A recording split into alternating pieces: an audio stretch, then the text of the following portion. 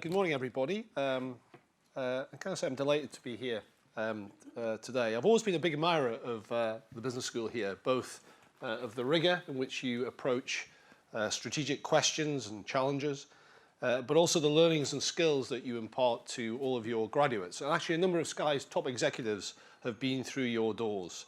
And although I've not formally studied here, I consider myself to be one of your students in a very small way, but I'll explain that a little bit later on.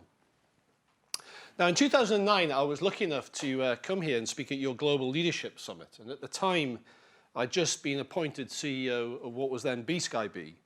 And the title of the event was Leadership in Challenging Times. If only I'd known then how right you were.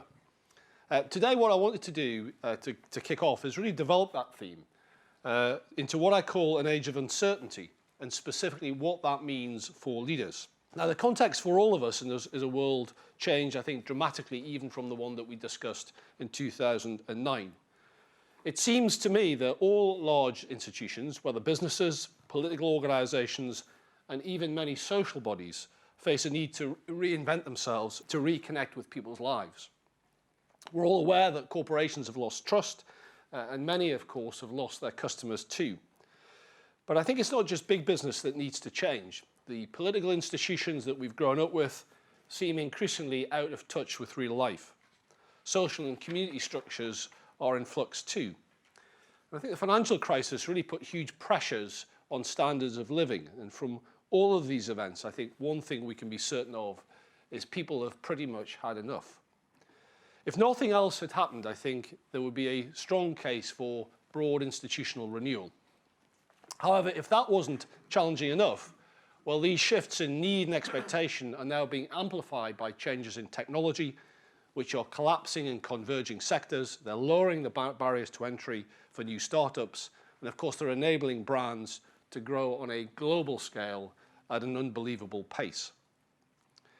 Now, that technological wave is not only reshaping the business world, it's magnifying the social and financial imbalances that we see. So divisions are being exposed across the world, within countries, and even within generations, as we've seen here with the debates about Brexit, which have illustrated that only too starkly. So I think as a consequence, many of the old certainties that we grew up with and relied upon as leaders, the things around which we built our worldview, no longer really hold. The models on which our view of capitalism, politics, and culture are rooted in are facing new challenges. So meeting the needs of the future will not, I think, be achieved by blindly looking at what has worked in the past. Almost all institutions today need to rethink the role they play, and importantly, the meaning that they bring, I think, to people's lives. And that includes Sky. We certainly don't see ourselves as being protected from this storm. In fact, given the nature of our business, we're really right at the heart of it. We exist at this intersection of media, politics, news, technology, entertainment, sports, communication. We're a brand that people care about and they talk about. We're really at the centre of this change. This is something that we relish, in part because it's always felt that way for us. We were a business that was founded on market disruption. And so we can see in this changing world lots of opportunities as well as some challenges. Since our beginning, we've seen the ability to disrupt as a key role for Sky. Now we're more established, of course. The imperative to disrupt is still there, but alongside that is a new imperative for us to constantly renew. We know that what worked in the past isn't going to automatically translate to the future. Some things will, but we see what's gone before as a floor to what we do, not a ceiling. I often say to new people joining our business, leadership at Sky isn't for the faint-hearted or for the passive, but it's going to be a lot of fun. So you'll not be surprised to hear that one of the things I think about is what does this age of uncertainty mean for leadership, and importantly, the leadership at Sky. As leaders, we're all making choices and bets on the future, some of them big, some of them small. And yet the pace of change and disruption means there's a reduced level of certainty around each individual decision. Now, in this context, it's often easy to pause, to want longer to review and consider every decision, to not commit until you're confident of the outcome. And of course, this approach can run counter to the demands of the moment, which are increasingly calling for quicker answers and faster action. So leaders today, I think, need different tools to help them navigate. For me, what we do is only part of the puzzle. How we go about it is equally important. How we respond to change, how we provide meaning, how we approach the future in a way that continues to make us successful for the long term. So today what I wanted to do is share a few thoughts with you regarding the how of business. And the first thing I wanted to talk about is the idea of constant renewal and how as an organisation you need to embrace it. Now, many organisations that I see sit like King Canute, craving old certainties and willing this tide of disruption to turn. As I suspect with most people in this room, I'm pretty certain that this tide will not turn. And for those organisations who sit on the beach, many are going to unfortunately just be washed away. Instead, the only route to survive in this age of uncertainty is to embrace renewal. Now, by that, I don't just mean refreshing your product range every now and again to meet changing demands. I'm also talking about the fundamentals of your organisation. I intentionally talk about renewal rather than change. Change in an organisation can feel a bit like change for change's sake. It can feel disconnected to the organisation's past, its story and its purpose. Renewal's about how best to deliver meaning for your audiences and sustain your future as an organisation as part of a coherent journey from where you've come from to where you're heading. Renewing for the future, the hue that you put on that is really very important. We have to keep getting better, to improve, and to be open to reconsider new ways to meet our customers' needs as part of that journey of transformation. If you look at Sky's story, you can see that journey really being brought to life.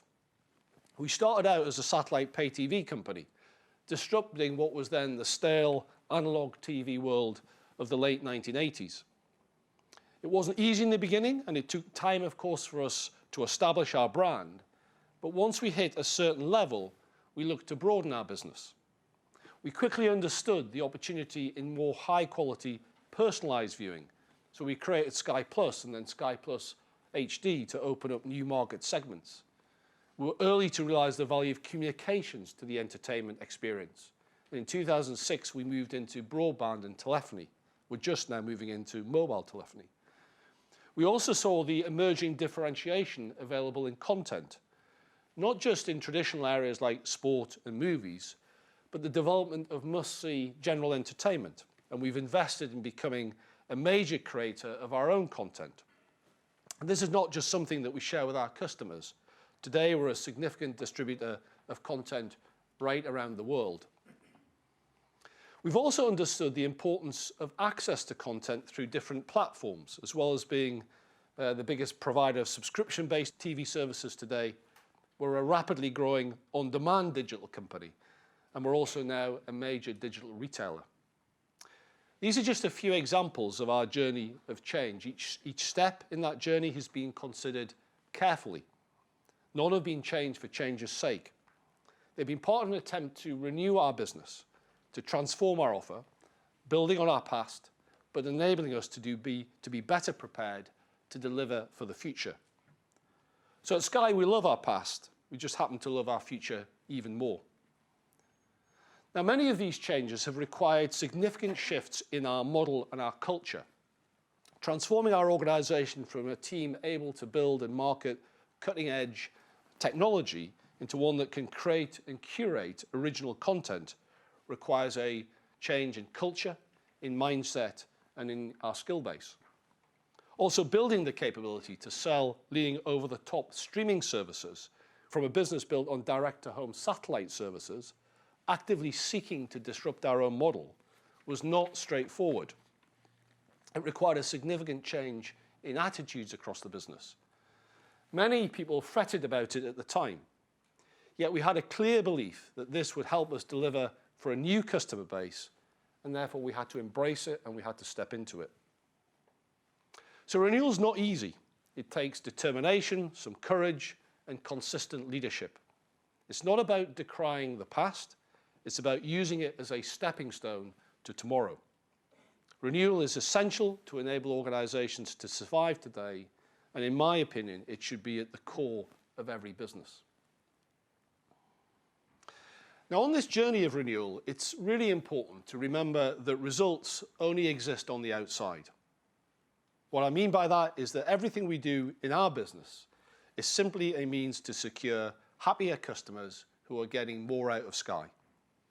No matter how satisfied we are with our own performance, the true measure of satisfaction comes from the people we work to please. It's surprising to me how often big businesses lose sight of customers in their story. In the middle of the latest initiative or the grand plans for expansion, the actual views of customers often get lost. And it's at this moment, of course, when leaders in particular start to lose their relevance. As I often say to our teams at Sky, no customer has yet rung me up and inquired about how the corporate comms or strategy department were getting on, nor the CEO for that matter. That's not something you normally hear about from customers. And so as leaders, we shouldn't forget that. As a leader, there's only so many answers you can discover by looking inwards and being internally focused. Instead, you need to get out, to listen and learn, to understand and embrace what's going on around your organization, and then help the people you lead to do the same. Two of your greatest weapons are your abilities to be curious and to listen. We spend a lot of time on that at Sky. We've got a whole program called Future Now, which seeks to bring the outside world and perspectives into Sky. It's designed to create the stimulus for our top people, to think about the things beyond our immediate borders, and help them think about how they and we need to respond.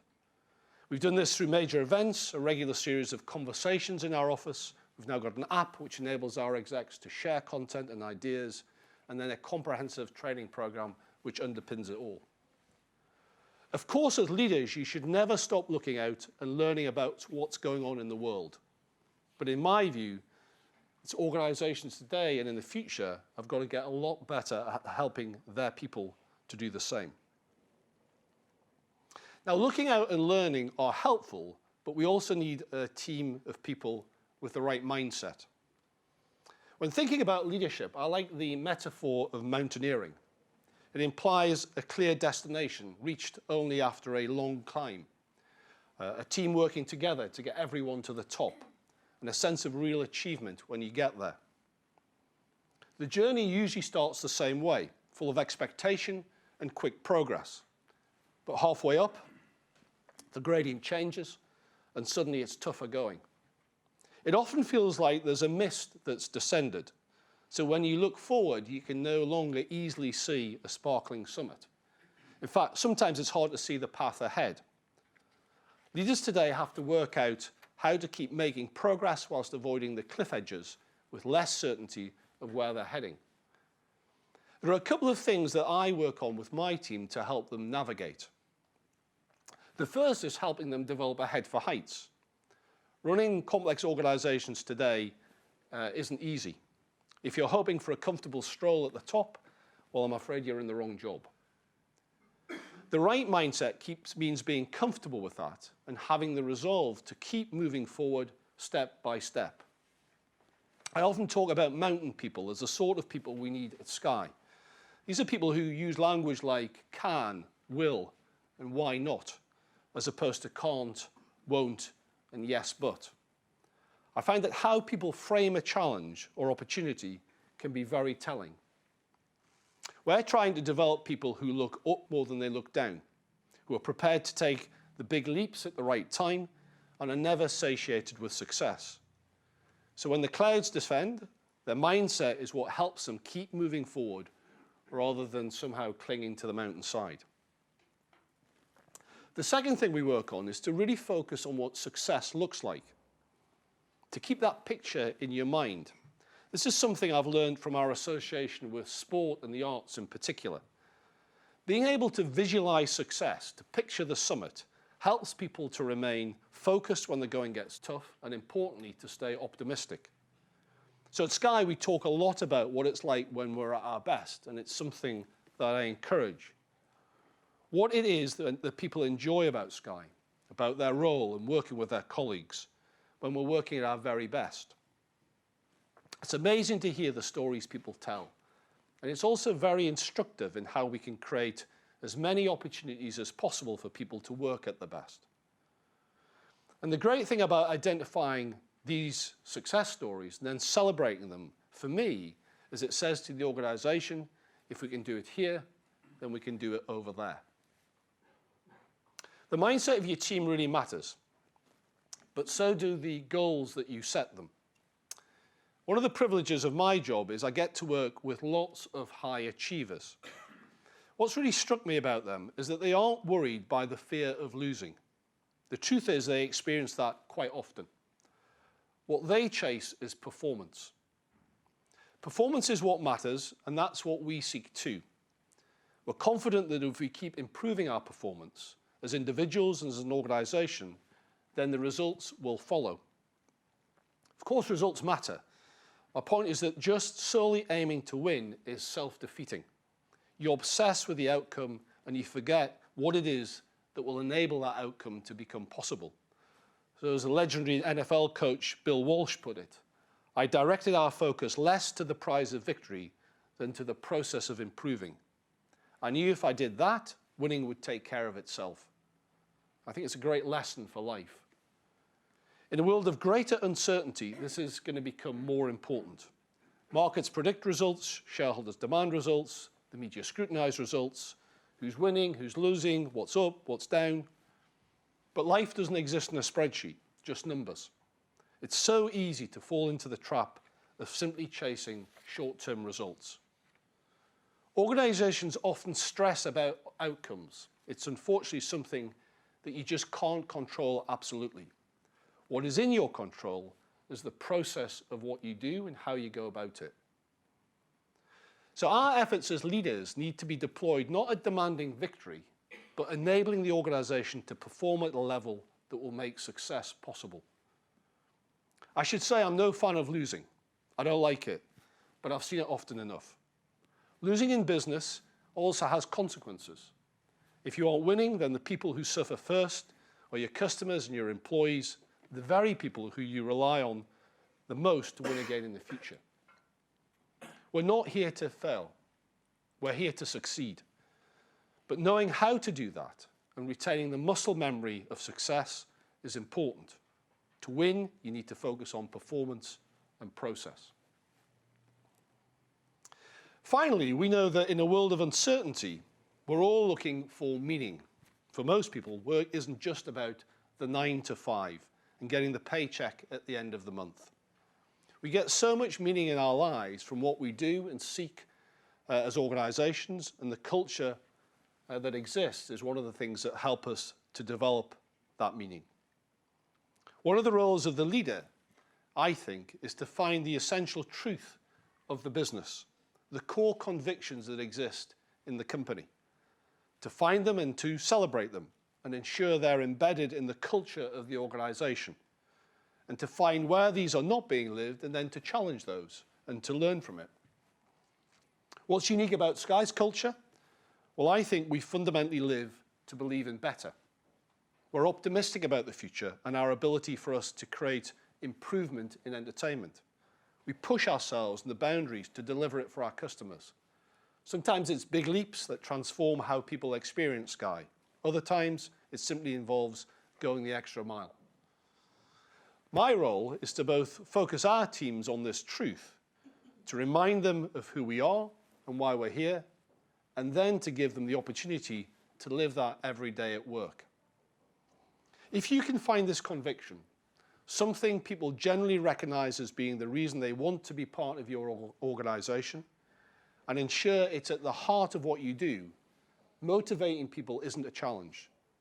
People want and enjoy the certainty of knowing what's expected of them and how they need to perform. It's key, however, that this truth is just that.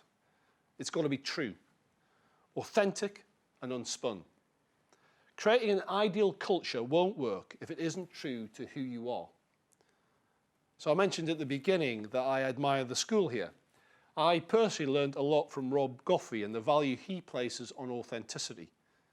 We've worked hard to understand at an organisational and individual level who we are and how we work. This has included a lot of work and grounding to help our leaders understand themselves through what we call a Better Self program. With the noise around you, with the demands and pressures for quick results, you can only survive and succeed as a leader today if you know yourself, and as Rob says, be that more with skill. Now, that doesn't mean you'll have all the answers, but it does mean that you're comfortable in your own skin and true to your authentic self at work. I often think of it as being in the flow of the stream. If you're in the flow, you'll get carried along faster.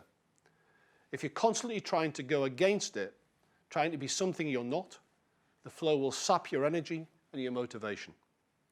And the same applies to your organisation. There's no point pretending to be a different business. It will confuse your teams, impact on your performance, and most importantly, your customers will reject it.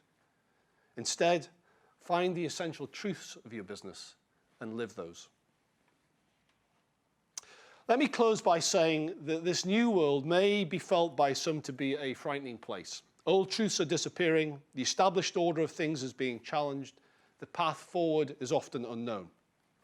For me, though, it's only scary if we cling to the need for certainty. We need to let it go. The reality of this age is that change is constant, and we therefore need to think afresh what this means for how we approach our leadership. We can either cling to the mountain or we can climb it. If we embrace continual renewal, the world's an exciting place, full of new opportunities to explore and a few meaty challenges to overcome. Nothing more than that. As leaders, that should be a world that we relish. Thank you very much.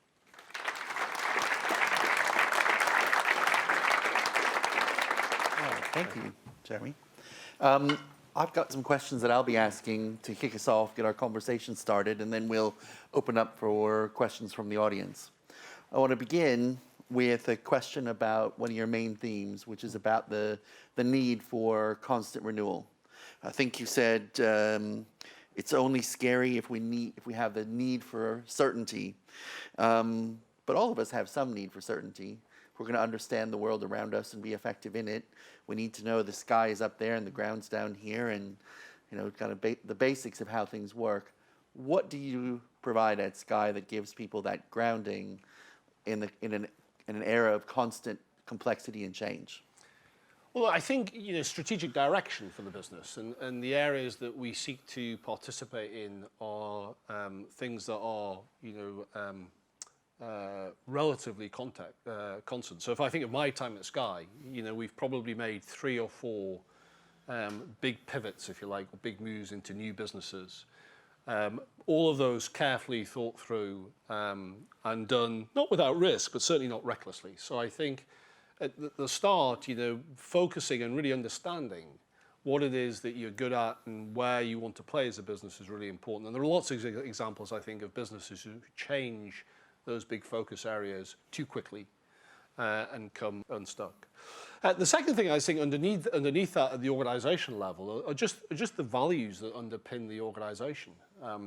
I often think there's an unwritten contract that exists between employees and the company, about what they can expect, how we treat them, how we'll do as an organization, seek to do the right thing. When we have change, or for example, when sometimes we let people go, we do that in the right way, and people can have confidence and time and all of those things that will flow from that. So I think underpinning that, if you like, that sort of constant renewal of how we go about our business are also big pillars of certainty that are about the big areas that we play in and the way that we treat our customers or employees that gives them that certainty to Sky as an employer and organisation.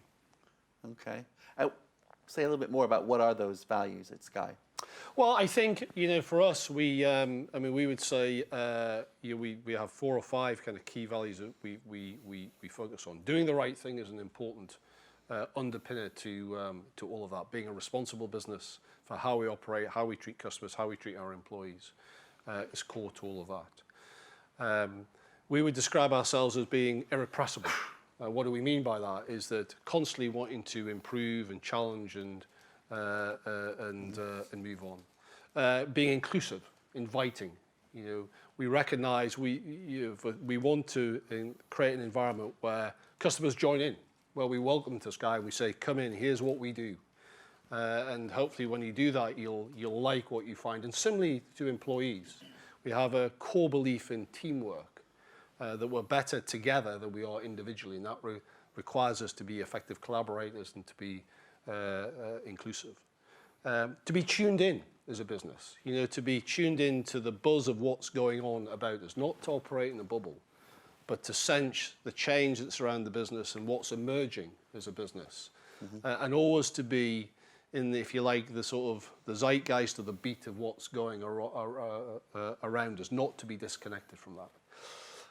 And then to be fun, to not be too serious, to be a brand and an organisation that you can rely upon and trust and is professional, but also wants to have a good time, and actually wants to set itself some targets and some goals that are just there because they're there. So I could think of, for example, the work we've done with Team Sky and cycling, how we've really driven participation of cycling right across the country in association with British Cycling.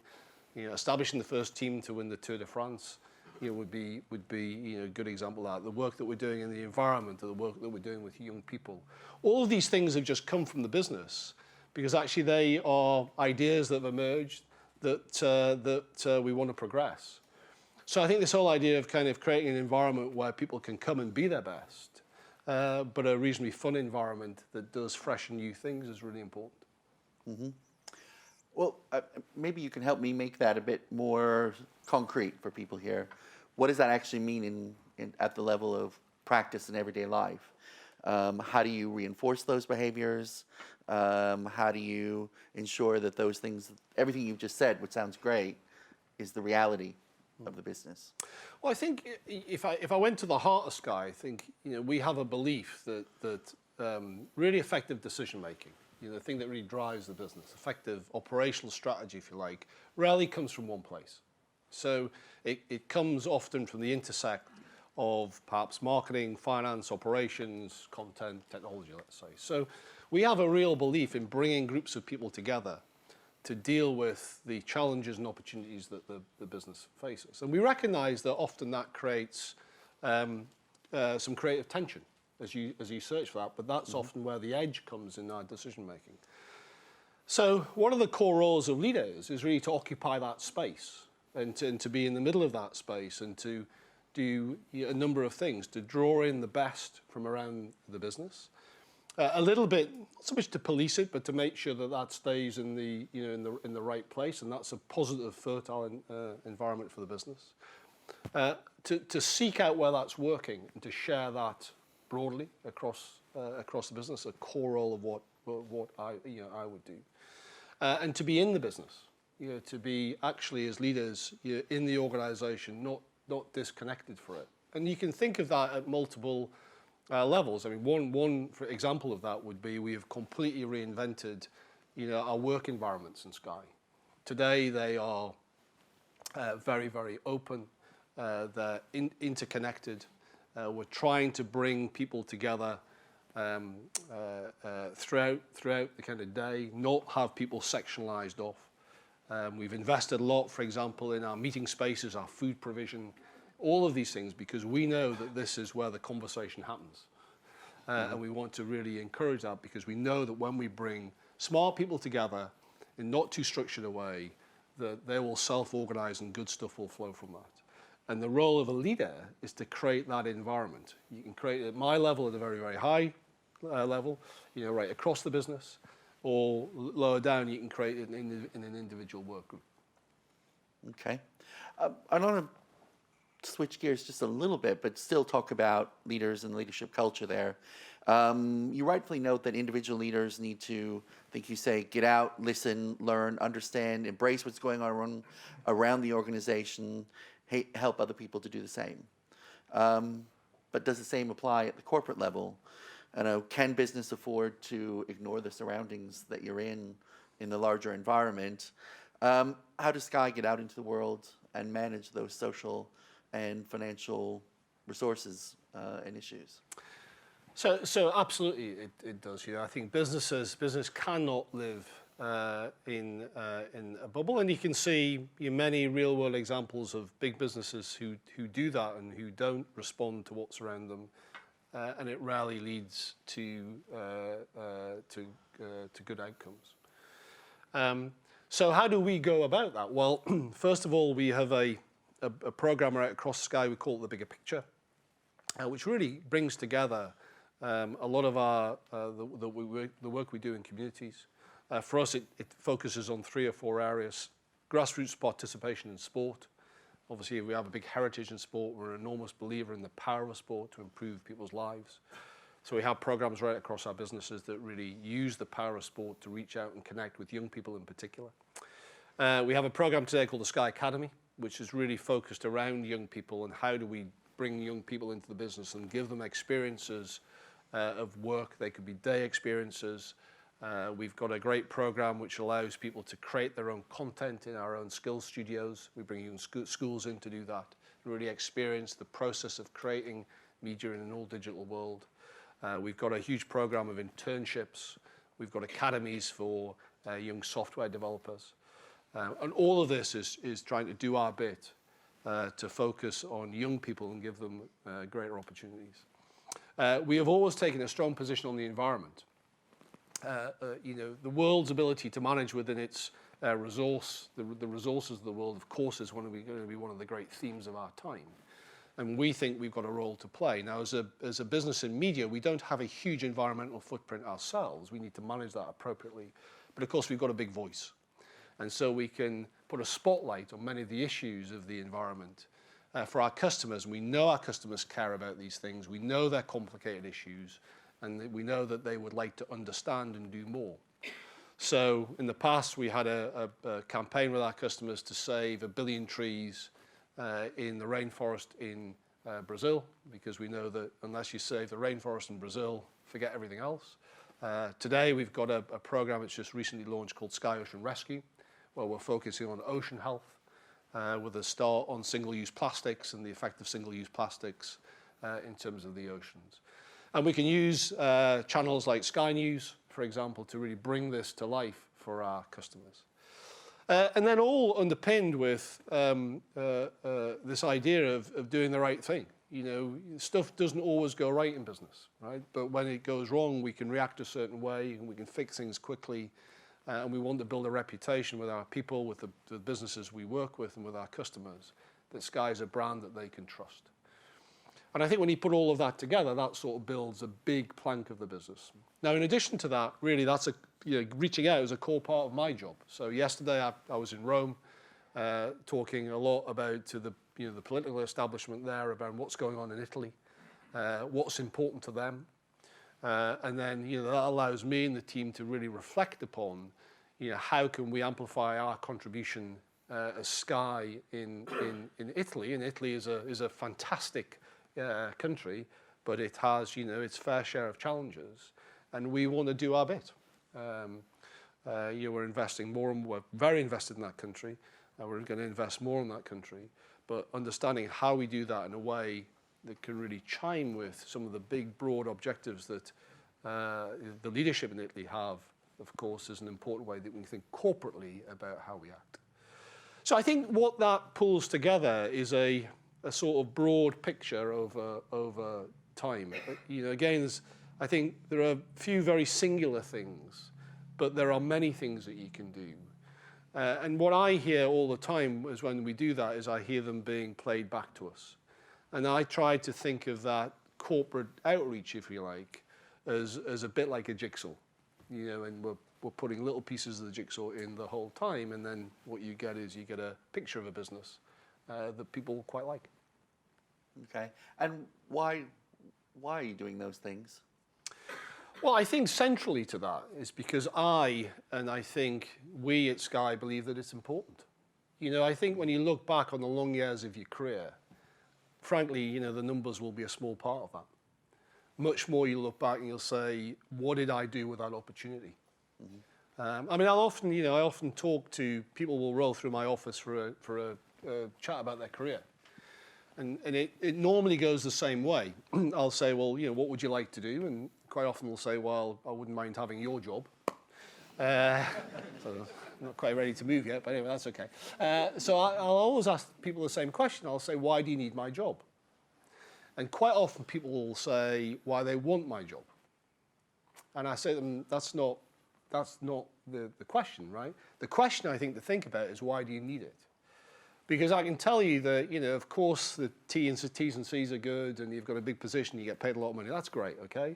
But actually there are going to be other times when it's going to be pretty tough. And you have to have, I think, if you're going to be successful as a leader, a clear view in your own mind of what you want to do with that responsibility and that opportunity. So I want to look back, you know, and see a business that I can be proud of. I can say, in my tenure as a steward of this business, my footprint, if you like, did more than just deliver the numbers. You know, so when I walk out the door, people can say, you know what, Sky was good for Jeremy Darroch, but Jeremy Darroch was good for Sky. And I think, you know, ultimately it's got to come from that. It's got to sort of come from within. It's got to be that idea, I think, has to sit within you. So that's why we do it. Okay. And not because it's good for business? Yeah, look, I mean, I think all of those things are the same. You know, at the top of the organisation, it's impossible, and you should not disconnect yourself from the business. So, you know, this is not some sort of kind of, you know, crusade for me. Of course, it's got to be good. It's got to be good for the business. Okay. And those two things need to sit, you know, alongside that. You know, at the top, if you think of the top of an organisation for a leader, it seems to be often there's sort of three bubbles. There is your sort of personal objectives as a leader, there's the business objectives, and there's probably your fiduciary responsibilities. And right at the top, those three things are there. And success, I think, is when those things overlap. And the closer you can get those bubbles sitting over each other, then, you know, then the better a place both the business and you as a person is going to be. When they get disconnected, and you sometimes see when they get disconnected, you know, that's often when things go wrong. So no, they need to be symbiotic with, you know, what's good for the business and for Sky. Okay. You talked about the mountaineering metaphor, and liking people that are, let's say, yes, can do, will do, as opposed to people who are, you know, won't, can't, yes, but type of people. What does that actually mean on the ground for employees? Give me some very specific behaviors about what that actually means. Well, I think, you know, first of all, the whole idea of believe in better, you know, should be, you know, as well as a kind of call to action, it should be a bit of a rod for our own back and the leadership's own back, because it legitimizes anybody throughout our organisation to say, you know, this isn't good enough, we need to improve it. So actually you learn that it can become a very effective pushback tool throughout the business for the need to improve things. And of course, once you've said it, right, you need to follow it, right? You need to, because people will test you as the extent to which you do that. So, you know, if what does it mean in Sky? And sometimes this can drive my senior colleagues, you know, nuts. Is if somebody says to me, I've got a good idea, I'd like to do that. You know, my inclination is to try and find a way to give them an opportunity, to say, have a go. Let's get you a bit of money. Why don't you push forward with that? How can I help you? How can I help you do that? I had a meeting on Friday when we were reviewing a new business opportunity. And the pitch from the team was they were putting data right at the heart of the sort of decisioning model of this new business. So I asked them how they were thinking about resourcing for that. And we've got a huge data analytics business as part of Sky. And it turned out they had half of one person. So I was like, well, that's going to be pretty hard if you've got half of one person. You know, how about if you had 5 people, right? Now, we probably employ over 500 people across Sky who are just working on kind of data and data analytics. And of course, the team said that would be absolutely fantastic, but we're sort of stuck. So it's my job to go and fix that.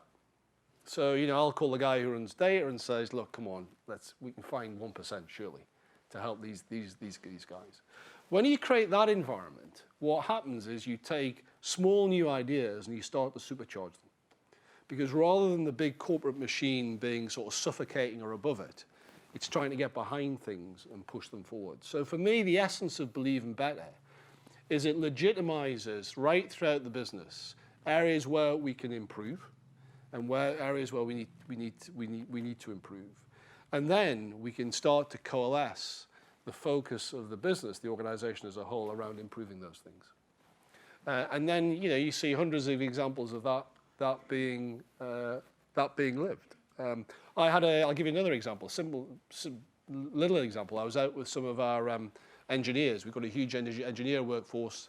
What do you do if you're an engineer, right? You climb roofs, right? You put satellites on roofs. So one of the guys said to me at the end of the day, as we were in the van, he said, we believe in better, Jeremy. The problem is we've got the wrong size of ladders.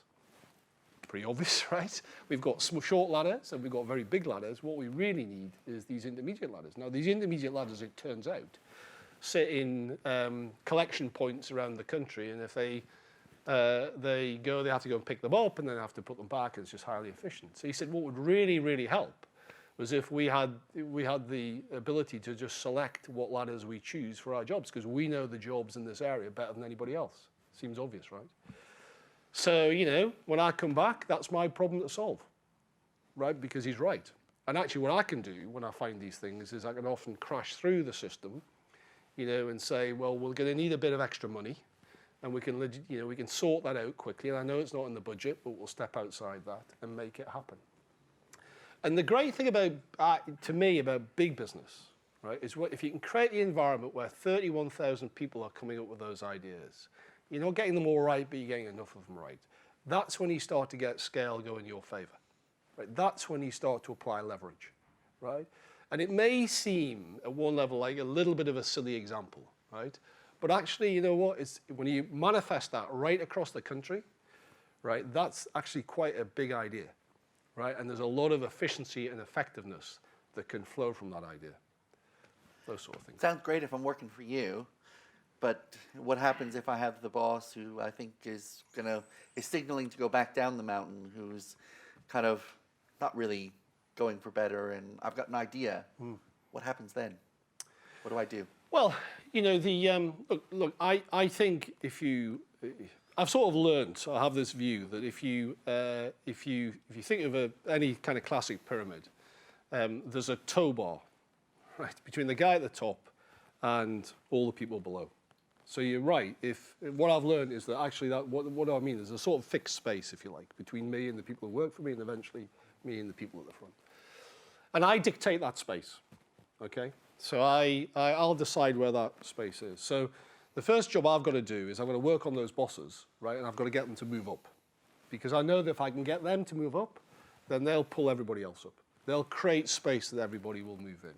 And if there are leaders around Sky who are walking down the mountain as opposed to walking up the mountain, that's a bit of a problem, right? Because actually that's compressing the space, and what happens is it just pushes everybody down. So the first way that you work on that is you work throughout the organization around how do you get leaders to move up. And there's a huge amount of programs, activity, and that are part of that. It's not perfect, but that's what we work on. The second thing is you create the imperatives throughout the organization to push people up as well. Right? So you work at the bottom in terms of engagement, training, development, all of those things to create the environment in which people feel they can push up. And so when you create that environment, you create both the demand from the top to say to leaders, you've got to get up here, get out of that sort of stuff, right? Push responsibility down. And you create the pressure from below of people wanting to push up as well. When that happens, those situations start to become quite apparent, right? And so then you can intervene and you can hopefully improve them. Okay.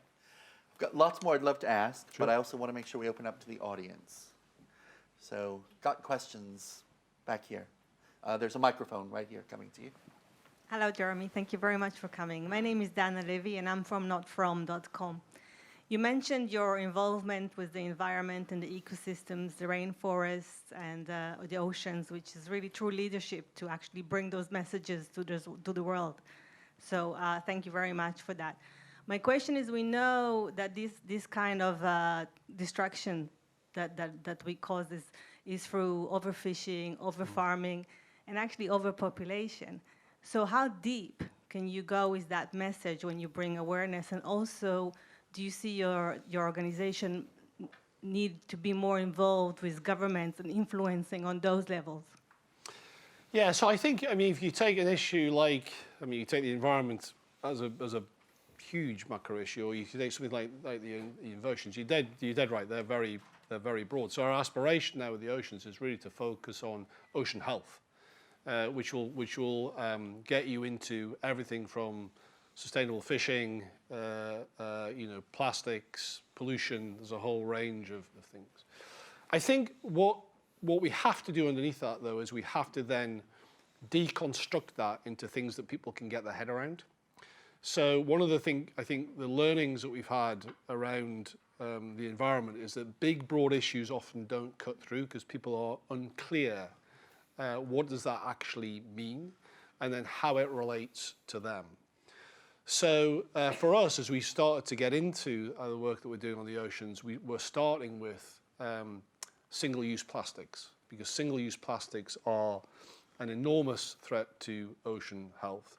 They're actually something which are reasonably fixable with the right approach at all levels. But they're also something that people, pretty much all of us, can understand. We've all walked, I think, along a seashore and seen, bottles or, bits of packaging or, whatever else. So what we'll do is work on that broad picture, but we'll try to pick specifics to really bring those things to life for people. Secondly, we will get involved with a whole range of organisations. Government would be one. We've got a very, very close relationship with the likes of WWF, for example. But we're going to be clear on what their role is and what our role is. One of the things I think Sky can do is often bring people together. And so, we are keen to do that, and we'll find ways in which we can bring people together and then encourage the conversations that need to go on between people to drive a greater movement for change. So it's a big topic, right? And I think it's easy in these areas to get a little bit daunted by them, and then to say, "Gosh, can Sky really affect ocean health?" Well, the answer is we can a little bit, and if we do our bit and we encourage others to do more, and then we're open about sharing our learnings and how we do that, more people will get involved, and eventually we'll see change happen. So that's sort of how we think about it. All right, in the front here. Yep, go ahead. Yeah, my name is Saraka from Saudi Arabia, and I'm in the U-Turn, that's an online entertainment business. And my question to you is regarding now how Sky is adapting or transforming when it comes to the Vice model or BuzzFeed and those where it's very much an open source and very much on mobile. And I think that's way disruptive. So how Sky is handling that kind of change? So I think there's sort of 2 or 3 levels to think about that. If you think about our news business, for example, Sky News and TG24 in Italy, for a long time our USP used to be the first for breaking news. And of course that's no longer really a space that we can own in the way that we did in the past. You'll see that, typically most things will be broken on Twitter ahead of everything else. So we have to think about, in that environment, how do we move Sky News? How do we use Sky News on, and what's its position in a changing world? That's the first thing. The second thing, of course, we're seeing is enormous changes in the way that people consume all of media, but news in particular. So for us, formerly as a kind of broadcast news business, so much now of our mind time and our innovation is being applied to mobile, either through our apps or through our mobile sites, and really embracing that and stepping into that. And of course, that's requiring quite a lot of change in our business, not in terms of the sort of infrastructure of the business, but also in terms of the skill base, the employee set we have, for example. I mean, today, if you think about Sky News, the ticker, right? The breaking news ticker is today one of the most critical pieces of editorial. Now, 5 or 10 years ago, you wouldn't have thought of it that way. So, how we, who is in charge of that and who controls that and how we get that right is important. So we will have one of our most senior news editors who will oversee that, because we know that in today's pressure and world of breaking news, that's what people are going to look for first and foremost, and we've got to get that right. So, I think at the highest level, I've learned that we just need to step into these new areas. We need to not worry too much about ultimately where these things are going to end up. We need to, start to build positions. And then if we do that, we'll stay relevant, because we'll be reinventing Sky News, for example, to deliver content in the way that customers increasingly will want to consume it, rather than kind of holding on to the old way that we delivered it. Yeah, All right, we've got time for probably maybe one more question. Let's go to this woman right here. You, blonde hair, yeah. Sure. Thank you very much. When you've been talking about authenticity, you said that the company has to find and identify its own values and build on them. But what happens in the situation when the environment forces it to change its core values? What should the company do? I can give you an example. A software developer that is perfectionist in its nature, and certainly if you're a perfectionist, you don't care about time, right? But it is forced to move much faster. What's your solution to this conundrum?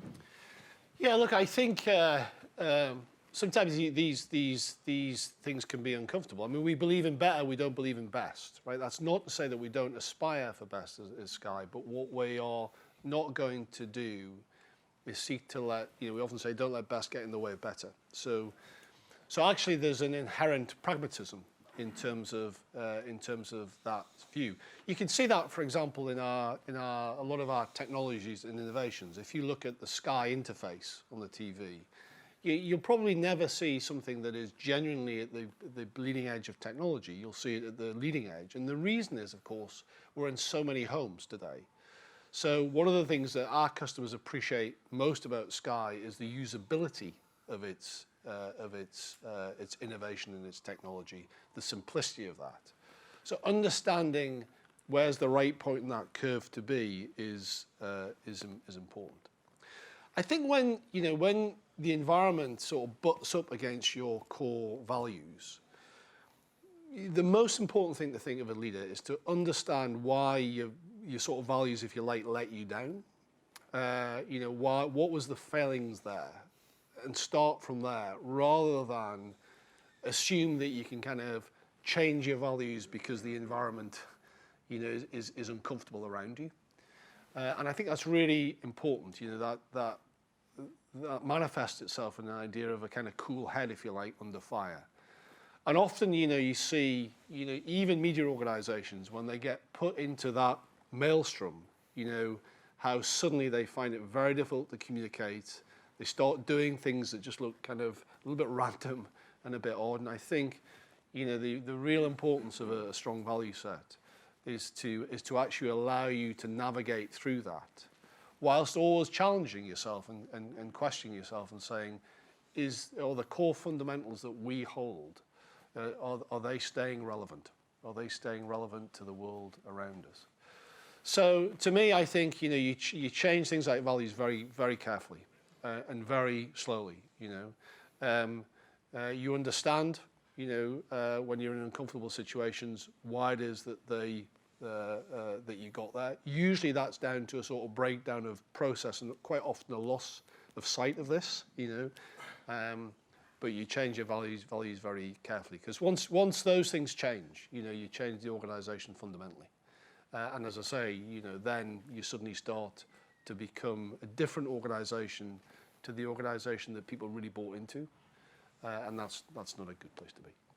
Thank you, Jeremy. Thank you for some fantastic questions from the audience. And thank you for coming, and it's a pleasure to have you here. And I hope we come back for the next event. Very good. Thank you.